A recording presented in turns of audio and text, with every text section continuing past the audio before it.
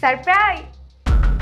কি ব্যাপার, আমি এতদিন পরে বিদেশ থেকে আসলাম আর সোহান কিনা একটা মেয়েকে নিয়ে শুয়ে আছে। তার মানে আমি না থাকাকালীন সোহান প্রত্যেকটা রাতে মেয়ে নিয়ে স্টে করে।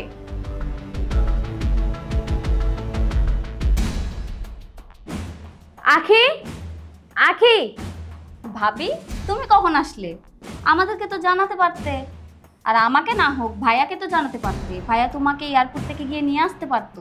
আমার কথা বাদ দাও, আমি না থাকলে তোমার ভাইয়া বেডরুমে কাকে নিয়ে ঘুমায়? ভাবি, এসব কি বলছো? ভাইয়া কাকে নিয়ে ঘুমাবে? ভাইয়া তো একা একা ঘুমায়। তোমার ভাইয়া তার বেডরুমে একটা মেয়েকে নিয়ে ঘুমিয়ে আছে, আর এটা আমি নিজের চোখে দেখলাম। এসব কথা আমি একদমই বিশ্বাস করি না। ও আচ্ছা, তোমার বিশ্বাস হচ্ছে না তাই তো? চলো আমার সাথে।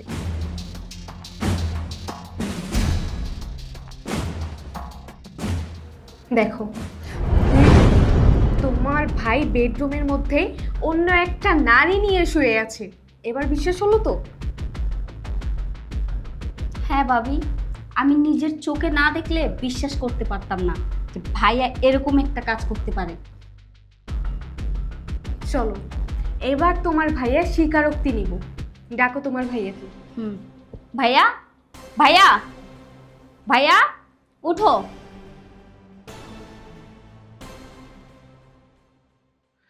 আরে কি ব্যাপার, তুমি তুমি চলে আসছো? আরে তুমি আসবে, আমাকে ফোন দিবে না? আমি তোমাকে রিসিভ করতে যেতাম। কেন ফোন দিতাম?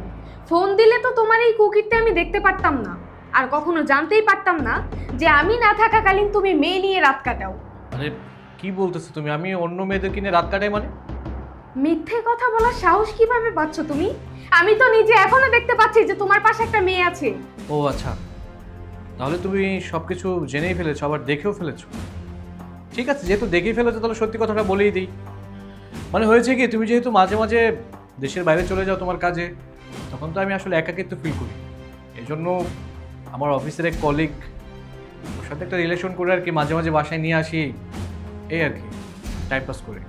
বাহ, শোনো, আমি যে বাহিরে কাজের জন্য বিভিন্ন জায়গায় যাই, সেটা কিন্তু আমার ইচ্ছেতে যাই না, তোমাদের জন্য যাই, এই সংসারের জন্য যাই, সবার ভালোর জন্য যাই। আর তুমি কি না আমার কষ্টটা একবারও দেখলে না? তুমি আমাকে ছেড়ে অন্য একটা মেয়ে নিয়ে কিভাবে রাত কাটাতে পারলে? তোমার বিবেকে একবারও বাঁধলো না? আরে তুমি রাগ করো না প্লিজ, তুমি রাগ করো না, আমার কথাটা শোনো। মানে বিষয়টা হয়েছে কি জানো, তুমি যেহেতু বাসায় আসার আগে আমাকে ফোন দাওনি, মানে আমাকে সারপ্রাইজ দিবে বলে, তাই আমিও তোমাকে একটা সারপ্রাইজ দিবে বলে একটা নাটক সাজিয়েছি। আসলে একটু অন্যভাবে তোমাকে সারপ্রাইজটা দিতে চেয়েছি আর কি।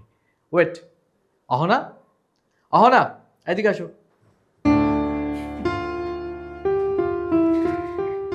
এই যে আমার অহনা।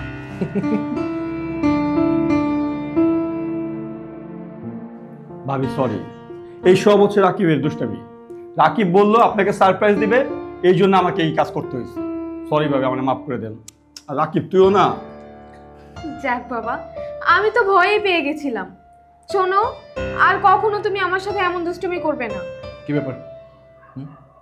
মানে এতটা বছর সংসার করে তুমি আমাকে এতটুকু চিনতে পারলে?